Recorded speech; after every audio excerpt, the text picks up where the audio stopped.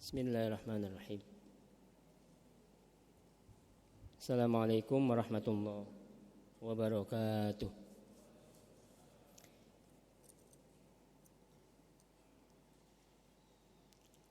Alhamdulillah wa kafa. Wassalatu wassalamu ala Rasulillah Muhammadanil Mustafa wa ala alihi wa ashabihi wa atba'ihi wa man iqtada wa ihtada. Qala Allah Ta'ala fi kitabihil karim wa nahnu ala dhalika minasy syahidin. A'udzu billahi minasy syaithanir rajim. Bismillahirrahmanirrahim. Wa may yuti'illaha wa rasulahu fa ulaika ma'al ladzina an'ama Allahu 'alaihim minan nabiyyin was-siddiqin wasyuhada'i was-salihin wa hasuna ulaika rafiqa. Shadaqallahul azim. Amma ba'd. Yang kami muliakan para masyayikh, para asatidz yang ada di majelis ini, yang kami hormati seluruh jamaah salat zuhur, yang semoga panjenengan semua selalu dalam hidayah dan taufik dari Allah Subhanahu wa taala. Amin. Allahumma amin. Alhamdulillah, Allah masih beri kita umur barokah sampai hari kesekian dari bulan suci Ramadan. Semoga Allah beri kita umur panjang, barokah sampai khatam Ramadan. Amin. Allahumma amin. Salawat serta salam semoga dilimpahkan atas Nabi Muhammad sallallahu alaihi wasallam, keluarga, sahabat, tabi'in, tabi'in, dan siapa saja yang berusaha mengikuti sunnah beliau hingga hari kiamat kelak. Saya doakan semoga panjenengan semua sehat walafiat jasadnya, istiqomah ibadahnya. Allah juga jadikan anak cucu panjenengan, cicit panjenengan seluruhnya sampai semua buyut Allah jadikan menjadi keturunan yang saleh salihah. Allah semoga jadikan juga rezeki jenengan barokah.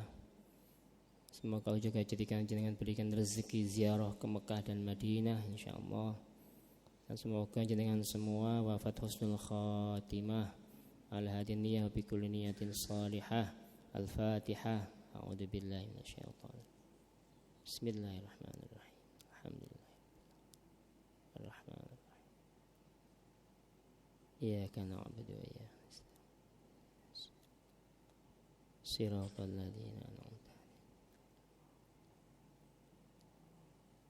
Amin. Baik. Saya mulai dari surat At-Taubah. A'udzubillahi minasyaitonir rajim. Was-sabiquna al-awwaluna minal muhajirin wal ansar walladzina tabauhum bi ihsan radhiyallahu anhum wa radu an wa a'adda lahum jannatin tajri tahtal anharu khalidina fiha abada. Dzalikal fawzul 'adzim.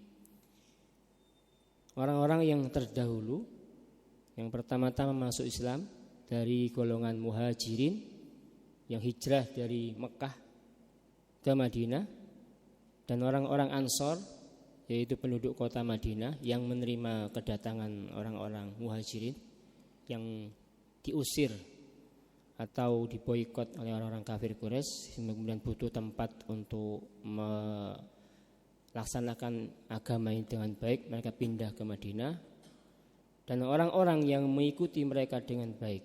Nah, kita sudah bahas kemarin tentang 3 generasi awal. Kalau tadi di pengumuman yang di-share itu adalah siapakah salafus saleh. Salafus saleh adalah orang-orang yang berada di 3 level pertama. Kita sudah bahas kemarin. Ya, ini 3 level awal. Rasulullah dan sahabat ini seperti tadi disebut dalam surat At-Taubah adalah yang disebut dengan muhajirin dan ansor. Muhajirin dan ansor. karena bertemu langsung dengan Nabi Muhammad SAW. Walladzina taba'uhum, dan orang-orang yang mengikuti sahabat, yaitu tabi'in, para pengikut, follower. Kemudian diikuti oleh berikutnya yang mengikuti generasi kedua namanya tabi'in, orang-orang yang mengikuti generasi kedua. Maka inilah yang disebut dengan aslafunas salihun, orang-orang yang berada di posisi awal dari generasi agama ini. Maka kalau kita melihat peta ini di ayat Al-Quran ini, Allah sudah jamin bahwa Allah ridho kepada 3 generasi awal ini. Kenapa? Karena ini generasi perintis, generasi yang mengawali dakwah agama ini sampai kemudian agama ini sampai kepada kita. Nah, inilah yang disebut dengan salaf. Salaf itu adalah orang-orang yang hidup di 3 generasi awal ini. Nah, kemudian para ulama membatasi bahwa salafus soleh itu adalah orang yang hidup di 3 abad, berarti 300 tahun pertama dari agama ini sejak Hijriah. Maka sekarang ini kita pada posisi 1444. Maka kita pada abad yang ke-14 dari agama dari Hijriah ini, abad ke-14. Sementara yang terbaik itu adalah abad 1, 2, dan 3. Inilah yang disebut dengan salaf. Generasi keempat atau abad keempat sudah tidak bisa disebut salaf, tapi disebut dengan kholaf. Apa Pak? Kholaf, ya, bukan salaf. Kholaf. Sekarang ini generasi ke abad ke-14 bukan lagi kholaf, Pak. Bukan. Apa? Mau kiamat. Sudah mau kiamat. Maka generasi yang sekarang ini sudah mendekati akhir zaman, sudah tidak bisa disebut kholaf. Nah, kenapa? Karena demikian pembagian oleh para ulama. Nah, ketika kita pemahaman dengan pemahaman yang seperti ini, maka salaf adalah sebuah terminologi yang mengacu kepada sebuah termin waktu. Termin waktu. As-salafu asrun. Salaf itu asrun. Demikian kata Syed Ramadan Al-Buti. Salaf itu merujuk kepada termin waktu, bukan pada sebuah orang per orang. Begitu ya. Nah, ketika kita punya pemahaman seperti ini, ketika kita kemudian masuk kepada bahasan ini, maka kita akan punya sedikit gambaran. Ya. Coba kita cek tahun-tahun lahir dari imam-imam mazhab ini. Imam-imam besar. Imam Hanafi lahir tahun 80 Hijriah. Imam Malik 93 Hijriah. Imam Syafi'i 150 Hijriah. Imam Hambali atau Imam Ahmad Ibnu Hambal 164 Hijriah. Imam Bukhari 196 Hijriah. Imam Muslim 202 Hijriah. Abu Dawud 202, Tirmidzi 29. Ini semua ulama-ulama salaf semua ini. Kenapa? Karena lahir dan hidup di 3 abad pertama dari agama ini, generasi pertama, generasi terbaik. Ya, jenengan lihat. Kalau jenengan jelas bukan, karena jenengan dan saya lahir tahun 1900-an. Jelas bukan salaf, ya, bukan. Nah, inilah ulama-ulama salafus soleh. Orang-orang yang kenapa aku bisa disebut salafus soleh? Karena prinsip agama ini, hadirin yang saya muliakan Allah, sumber mata air itu ya. Air yang keluar dari mata air semakin dekat dengan sumbernya semakin jernih. Tapi semakin dia menjauh dari sumbernya dia semakin keruh.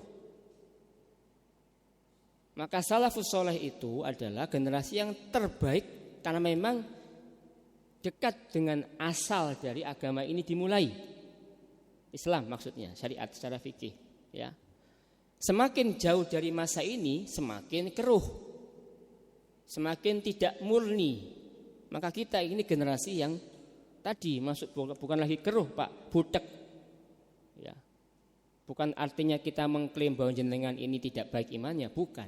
Artinya kesolihan, ketakwaan, pemahaman itu masih original sekali di masa salafus soleh itu. Nah, inilah 4 ulama-ulama yang saya sebut di sini. Semua ini adalah salafus soleh semua. Ya, jangan perhatikan di sini.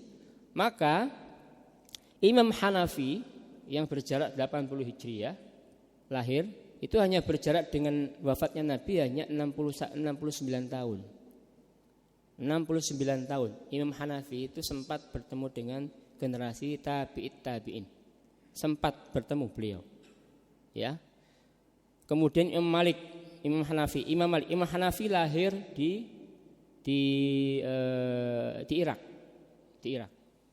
Imam Malik beliau lahir di Madinah. Imam Malik ini satu-satunya imam yang enggak pernah keluar dari Madinah. Lahir dan meninggal di Madinah. Julukannya Imam Darul Hijrah. Imam Darul Hijrah. Darul Hijrah itu julukan untuk Madinah. Imam Syafi'i lahir di Gaza, Palestina.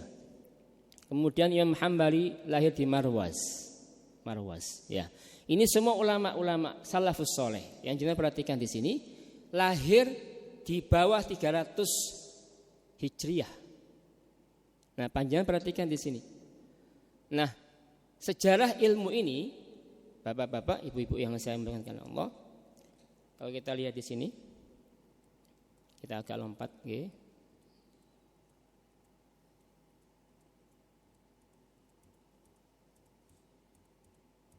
Nah,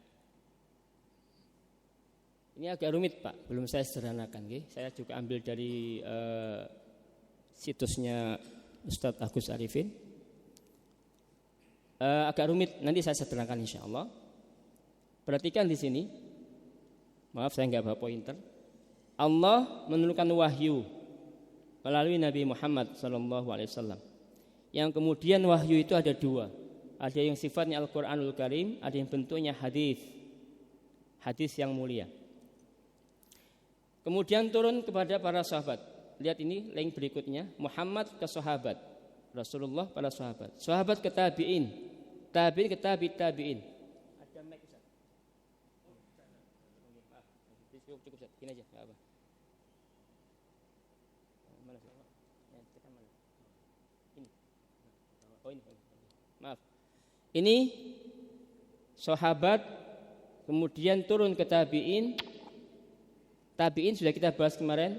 Tabi'in ini ikut siapa? Tabi'in ini ikut sahabat. Tabi'in ikut sahabat. Kenapa? Karena tidak pernah tabi'in ketemu Nabi. Tabi'in tidak pernah ketemu Rasulullah. Face to face tidak pernah. Maka kalau kita sebut ini tabi'in, ikut siapa? Ikut sahabat, bukan ikut Nabi.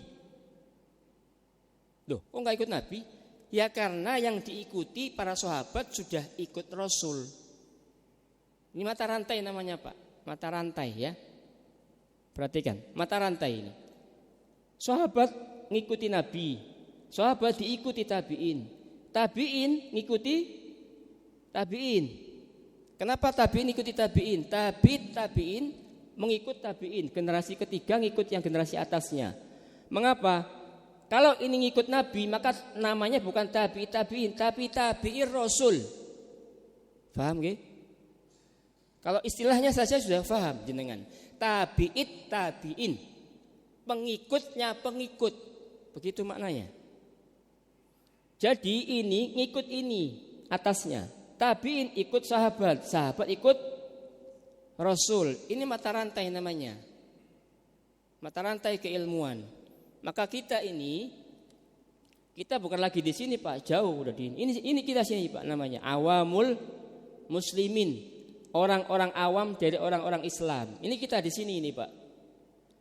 Mata rantai ini sangat rumit sekali. Jadi ketika Allah menurunkan wahyu melalui Nabi Muhammad, kemudian ada yang bentuknya Al-Qur'anul Karim, ada hadis. Hadis ini pun tidak langsung ada. Hadis Nabi itu ditulis jauh masanya, beberapa abad setelah Nabi wafat. Rasulullah melarang sahabat untuk menulis hadis. Haram, la taktubu anni. Jangan kalian tulis apapun dariku. Faman kadzaba alayya muta'ammidan, siapa yang berbohong atas namaku, maka siap-siap milih tempatnya di neraka. Falyatabawwa maq'adahu minan nar. Nabi melarang keras menulis hadis. Kenapa? Khawatir tercampur dengan Al-Quran. Dulu Al-Quran datang turun pada Nabi lewat Jibril, langsung dihafal, langsung ditalkin. Ditalkin itu di apa Pak? Dia apa ditalkin itu ya? Bahasanya gampangnya itu didiktekan. Nah, orang-orang Arab itu tradisi hafalannya kuat sekali. Kemarin sudah kita tes case. Tes case-nya apa? Orang Arab bisa hafal 10 jid, 10 mbah ke atas. Sampean berapa jid ke atas? Paling banter 2 kan? Jenengan bin siapa? Wis mbah ke atas hilang. Wis paten obor. Enggak jelas. Nah, orang Arab punya kebiasaan itu, kuat sekali orang Arab itu. Alhamdulillah, jenengan tahu kenapa Quran dan Islam enggak turun di Surabaya. Kenapa, Pak? Kalau turun Surabaya itu tahun kedua wis ilang kabeh. Quran musnah. Kenapa? Sing ngapal potongan kalau sampean sama saya. Lalian, apalagi maksiat tok. Kan begitu. Ya. Jadi ini mata rantai Pak, mata rantai. Nah ini hadis ini ditulis di masa Umar bin Abdul Aziz. Perhatikan, Umar bin Abdul Aziz. Nah kemudian Al-Quran Al-Karim dimusafkan di masa Utsman. Abu Bakar sudah mulai, kemudian dibukukan di masa Utsman, dikumpulkan. Quran itu waktu zamannya Abu Bakar sudah diusulkan oleh Umar. Wahai Abu Bakar, Quran ini kalau enggak dikumpulkan musnah. Loh, kenapa?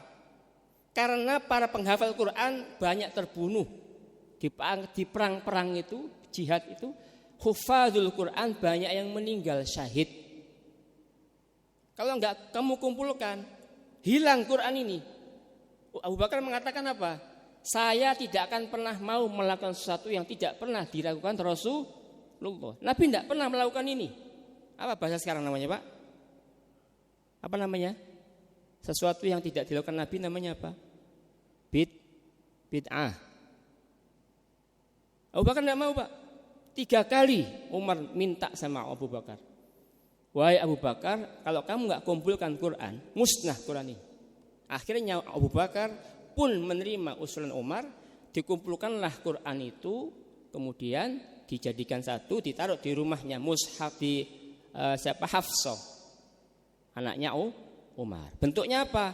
Masih bentuk di pelepah kurma, bentuknya di tulang hewan, di kulit hewan. Ditulis begitu Pak.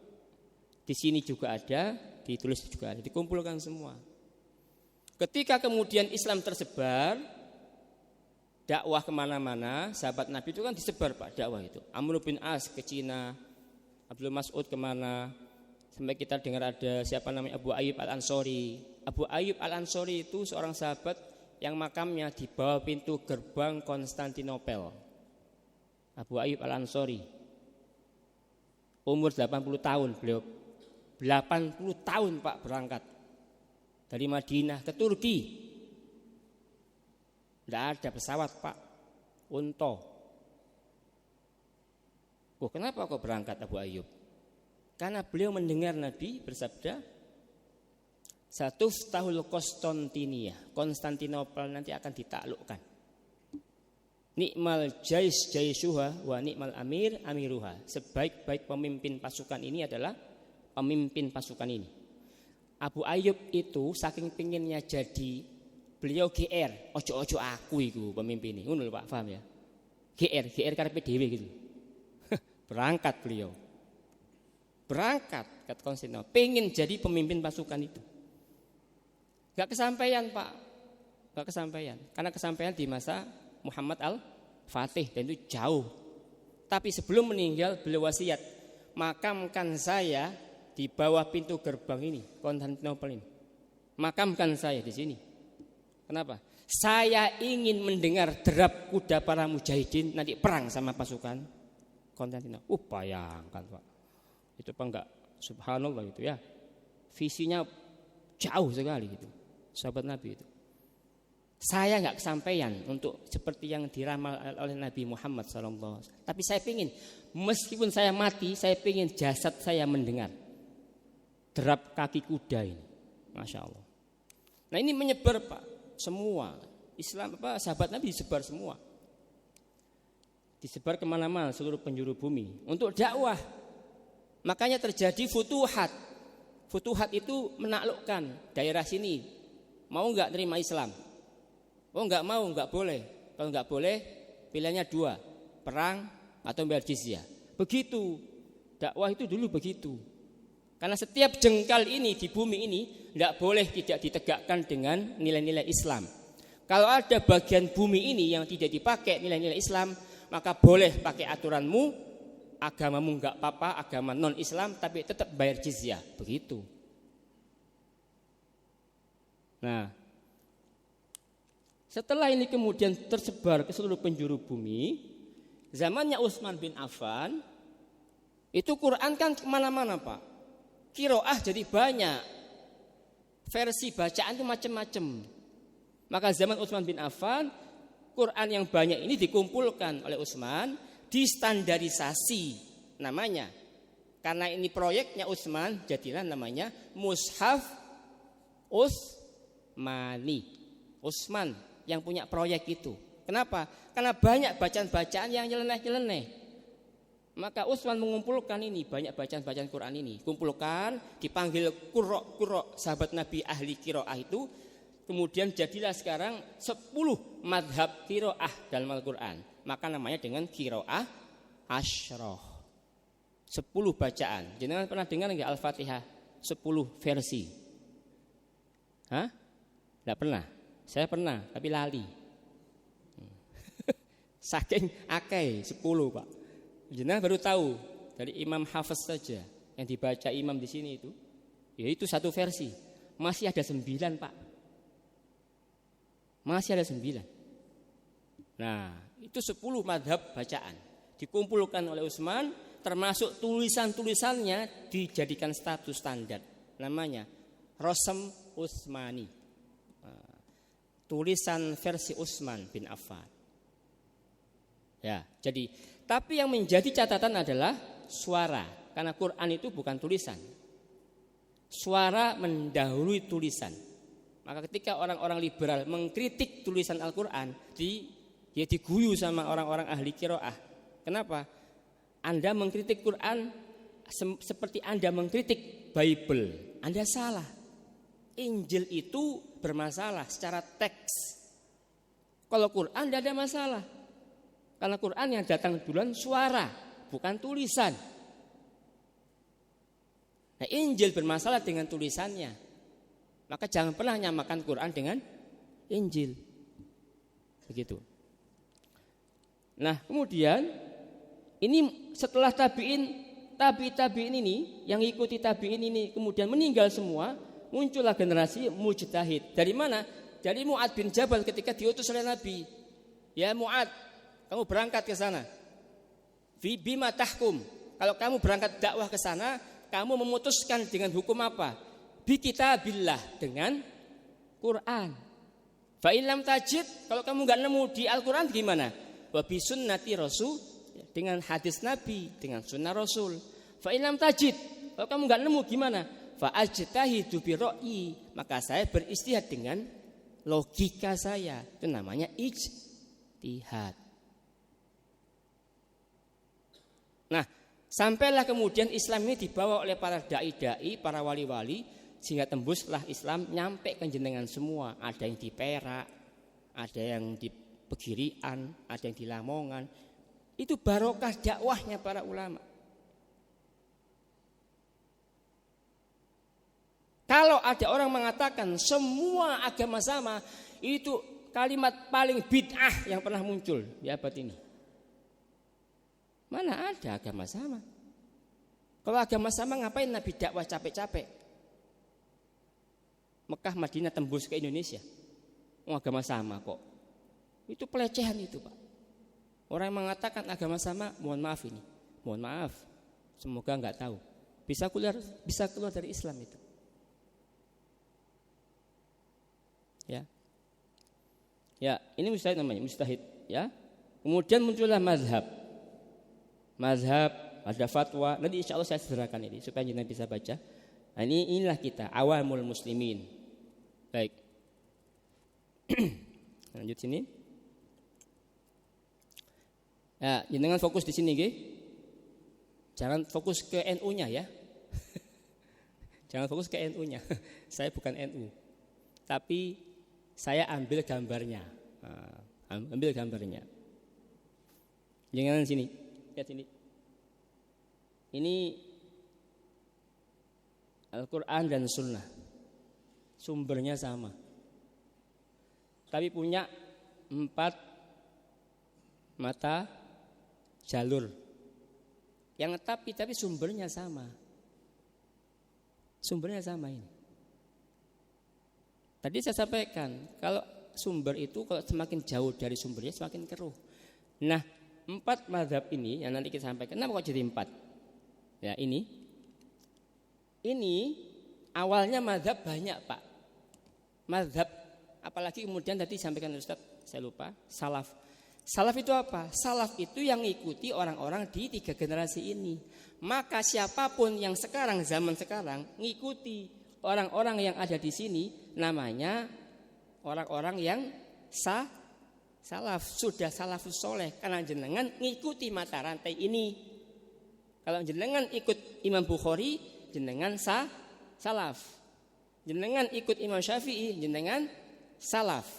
Jenengan ikut Hanafi, jenengan salaf. Maka salaf itu tidak bisa diklaim oleh 1, 2, 3, 4 kelompok. Selama kita ngikuti ini, jenengan semua salaf. Tapi kalau jenengan ikuti seorang ulama besar, misalnya Syekh Mutawalli Asy'arawi, meninggal tahun 1900. Beliau ulama salaf bukan?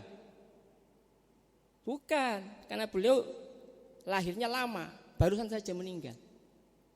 Ya. Jadi salaf itu adalah tentang masa. Nah, kalau kita punya pemahaman demikian, orang yang mengikuti mazhab-mazhab ini yang bermadzhab nggih. Mazhab nanti saya jelaskan kenapa kok jadi 4. Maka ini termasuk ikut manhaj salafus soleh. Berarti ada orang Islam sekarang yang ikut mazhab itu sudah manhaj salafus soleh. Kenapa? Karena ikut ulama salaf. Nah, kalau sekarang kemudian ada fenomena ya, ada fenomena. Perhatikan, kita tidak mencaci atau mengkritisi orang. Tidak boleh. Yang kita kritisi adalah pendapat. Pendapat boleh dikritisi. Tapi kalau orang dihormati. Sepakat nggih? Sepakat nggih? Orangnya kalau beliau ustadz, habib, kiai, siapapun harus dihormati karena muslim. Tapi kalau pendapatnya keliru harus diluruskan. Kenapa? Karena pendapat keliru. Orangnya tetap harus dihormati. Nah, sekarang ada sebuah pendapat membenturkan antara ini dengan imam madzhab. Ini ahli hadis.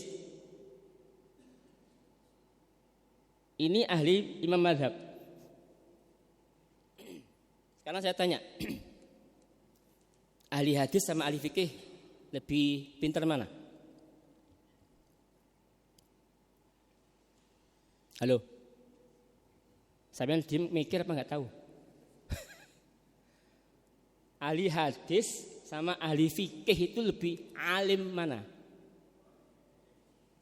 Hah? Nggak tahu? Sama-sama alim? Oh, sama-sama alim. Oke, baik. Begini saya kasih ilustrasi. Ahli fikih itu seperti dokter. Ahli hadis itu seperti apoteker. Sekarang silakan bandingkan. Dokter sama apoteker cerdas mana? Pintar mana? Sama-sama pinter Pak. Oh iya oke lah, oke. Bulet tes ya. Oke. Apoteker boleh nggak ngasih resep? Boleh Pak? Hah? Lo kan tahu kan? Apoteker tahu nggak obat itu? Tahu, tapi boleh nggak ngasih resep? Kenapa nggak boleh? Apa? Gimana Pak? Nggak bisa menyelesaikan. Oh nggak bisa mendeteksi sakit. Bagus, cerdas, 100. Satu lagi, yang ini Pak. Ada lagi? Apoteker sebenarnya tahu Pak, bisa ngasih resep Pak. Tapi nggak boleh ngasih resep. Karena apoteker bukan tupoksinya ngasih resep. Yang ngomong ini bukan saya. Yang mau mengatakan ini Imam Al-A'mashi, seorang ahli hadis, ketika berbincang dengan Imam Abu Hanifah. Imam A'mashi itu mengatakan, nahnu soyadilah wa antum ala tibba. Kami ini ahli hadis seperti apoteker, dan jenengan wahai Imam Abu Hanifah dokter. Loh, kok bisa begitu? Karena waktu itu ada sebuah kejadian, Imam A'mashi sama Imam Abu Hanifah di satu forum berduaan. Ada orang awam datang tanya kepada Imam A'mashi, wahai Imam A'mashi, apa hukumnya kalau nggak salah waktu itu begini, hukumnya istri memandikan suami, istri memandikan suami, jenazah maksudnya, meninggal. maaf, suaminya meninggal, dimandikan oleh istri. Ya kalau mandikan istri mandikan suami hidup misalnya, boleh nggak Pak? Oh, sama ngerti hukum misalnya. Ini sama ngerti hukum misalnya. Curang sama ini. Meninggal. Imam A'mashi ini ahli hadis bingung. Saya nggak tahu. Coba tanya sama Imam Abu Hanifah. Tanya, wahai Imam, apa hukumnya istri memandikan jenazah suami? Dijawab, boleh. Duh, Imam A'mashi yang sampingnya bingung. Duh, tahu dari mana sampean? Kok bisa boleh? Apa kata Imam Abu Hanifah? Minal hadis alladzi haddatsanahu. Dari hadis yang sampean kasih ke saya. Paham? Paham enggak ini? Hadisnya itu dari mana? Ahli hadis kan? Tapi yang bisa meramu menjadi sebuah istimbat hukum itu namanya ahli fikih. Ada gambaran? Paham nggih? Nah, maka kalau jenengan bandingkan ini sama ini, imam madzhab sama imam hadis, lebih alim imam madzhab, imam fikih. Nah, ada orang-orang yang tidak paham ini, kemudian salah paham. Salah pahamnya gimana? Ijtihadnya imam 4 madzhab ditolak, tapi nerima hadisnya Imam Bukhari. Kebalik itu namanya. Understand? Paham ya? Saya kasih ganjaran lagi. Imam Bukhari itu punya guru. Gurunya namanya Imam Hambali. Imam Bukhari itu nulis kitab Sahih Bukhari. Isinya cuma 7.600 hadis. 7.600 hadis. Belum ada sortiran. Kalau disortir lagi ada pengulangan situ Pak. Hanya 5.000 Pak. 5.000 hadis saja yang tidak terulang. Tapi kalau dikumpulkan 7.600 hadis. Punya guru. Ini hafalannya berapa ini? Imam Bukhari ini hafalannya kalau nggak salah, semoga saya nggak salah, 300.000 hadis. 300.000. Nolnya berapa Pak? 5. Quran sudah lewat di luar kepala, kayak sama jenengan dan saya di luar kepala, ya hilang. Sekarang hafal 3 juz, besok hilang 5 juz. Iya potongan sampean saya berdoailah ngono lah. Akeh dosane. Nah. Imam Bukhari ini hafal 300.000 hadis, punya guru namanya Imam Hambali. Imam Hambali ada dua pendapat, hafal 700.000 hadis. Pendapat kedua 1 juta. Bayangkan Pak. Imam Bukhari, Imam Hambali, Imam Ahmad nama lainnya, punya guru namanya Imam Syafi'i. Imam Syafi'i punya guru namanya Imam Malik. Ini guru dan murid semua Pak. Jadi kalau kita menerima pendapat, saya pakai sahih, hadis sahih ini, Bukhari, tapi pendapat ulama mazhab ditolak, kebalik jenengan. Historis namanya. Enggak paham sejarah namanya jenengan. Kalau ada yang begitu. Gimana? Pendapatnya Bukhari diambil, tapi pendapatnya Hanafi ditolak. Gimana mungkin?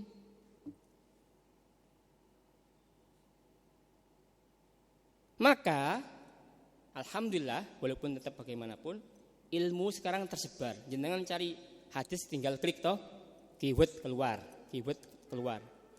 Masalahnya sekarang hadis itu masih raw material, masih bahan mentah yang harus diolah oleh ahlinya. Siapa itu? Ahli fikih. Kalau kita langsung ambil hadis mentah-mentahan, bisa berpotensi salah, keliru. Ngoten Pak. Oke, sampai sini habis waktunya. Ya, saya persilakan yang mau nanya.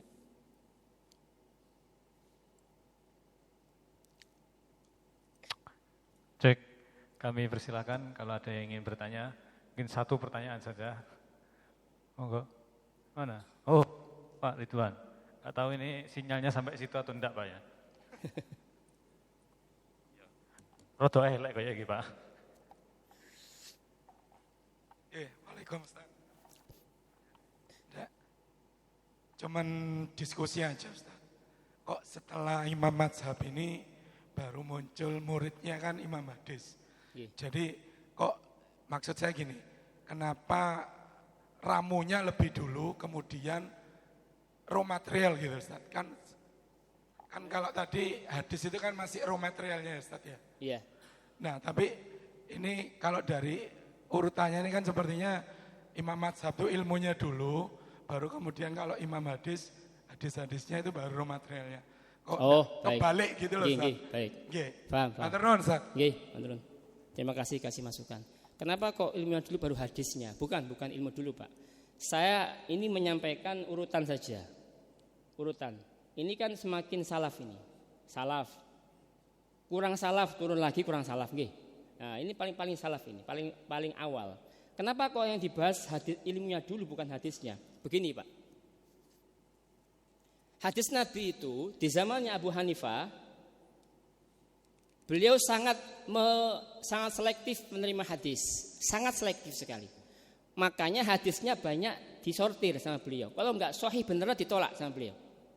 Ketika kekosongan dalil enggak ada, karena beliau di Kufah itu Pak, Kufah itu disebut dengan kota yang kalau ada hadis masuk Kufah 3 kalimat, keluarnya jadi 10 kalimat.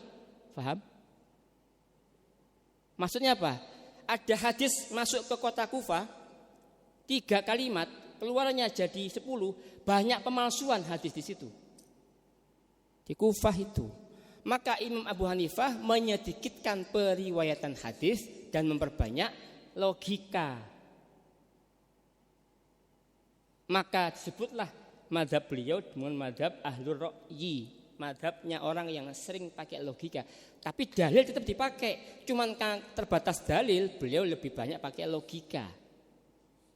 Begitu Pak. Nah, di zaman Imam Malik, beliau tinggal di Madinah.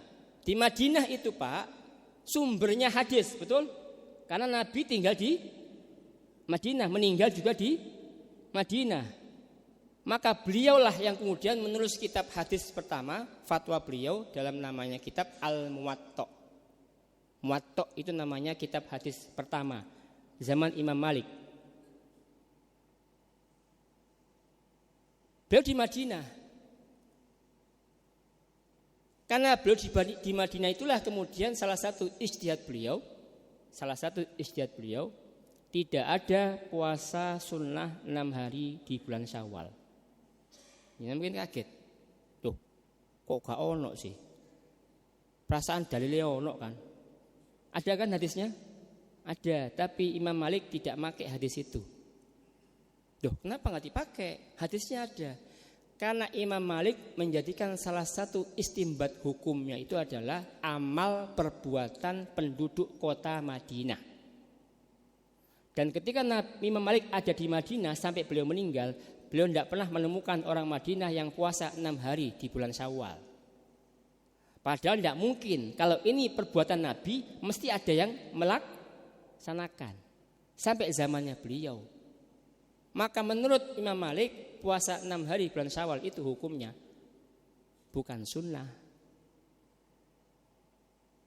Ini jenengan jadi tahu kan sekarang petanya jadi rodo-rodo buka titik kan? Loh. Nanti kok jenengan ngaji tambah loh. Lalu tuh ayo kan ya. Tapi tidak apa-apa. Lalu itu semakin membuka cakrawala jenengan. Di sini pentingnya panjenengan dan saya ngaji di banyak guru dan banyak kelompok.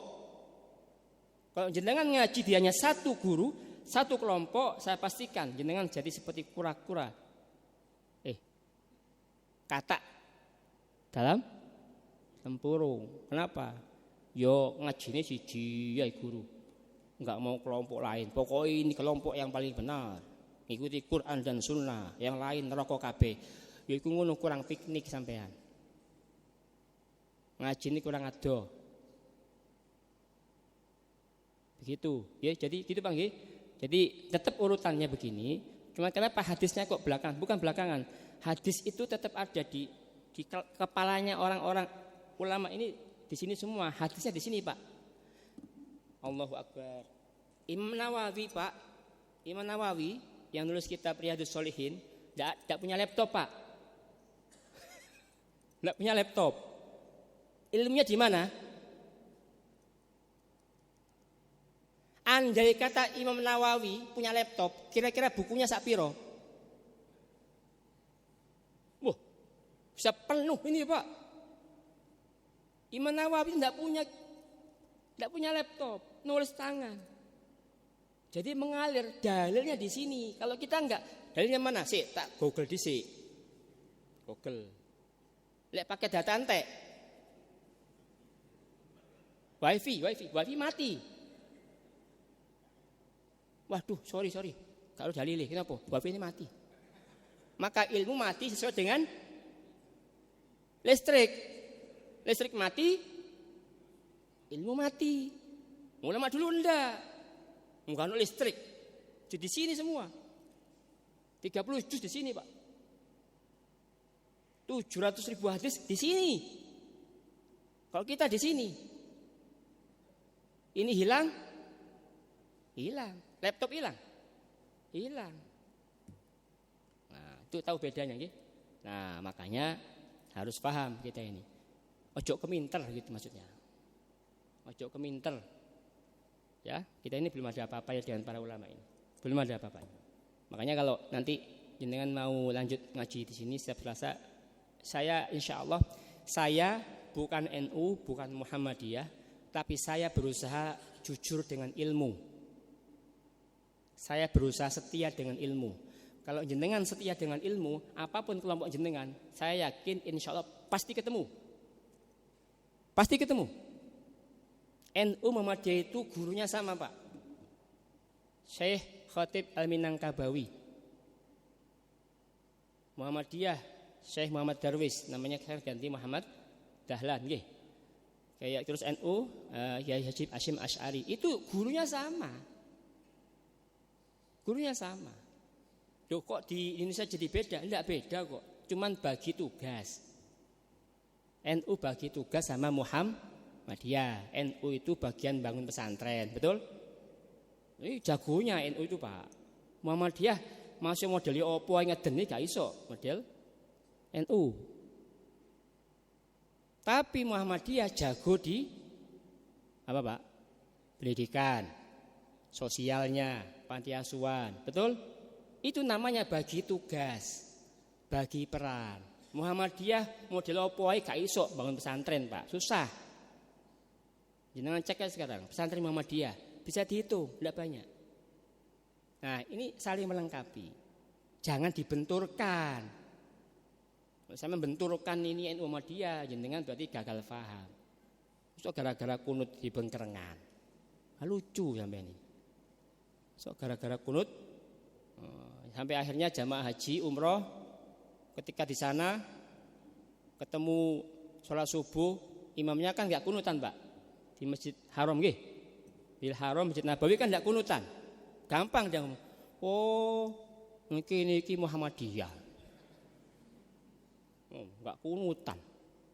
Bareng tarawih bingung, Pak. Tarawih berapa? 2-3 rakaat. Loh, NU gini. Bingung dia. Itu namanya setia sama ormas namanya. Jangan, setia sama ilmu saja. Kalau jangan setia sama ilmu ketemu nanti. Ketemu, faham. Ya. Wallahu a'lam bishawab. Ini cekap ya. Kita tutup dengan doa kafaratul majlis. Subhanakallahumma bihamdik asyhadu an la ilaha illa anta astaghfiruka wa atubu ilaik. Wassalamualaikum warahmatullahi wabarakatuh.